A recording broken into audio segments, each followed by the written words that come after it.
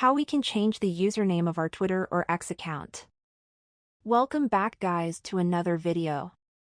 Whatever you rebranding, updating or just switching things up on your X account, you want to follow these simple steps. When you open your app, you are going to be on the home page. So from here, if I click on the profile image of the top left corner and I click on my profile page will open up. Now if I click on the button Edit Profile, my profile editor will open up. From here, we cannot see the edit username option like we have on Instagram and TikTok. Instead of that, we need to go back to our home page and click on the profile icon at the top left corner.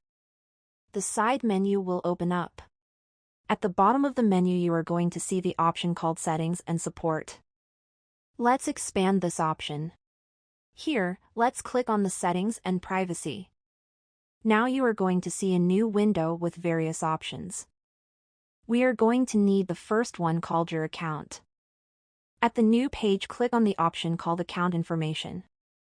Here you're going to see a bunch of information about your Twitter or X account.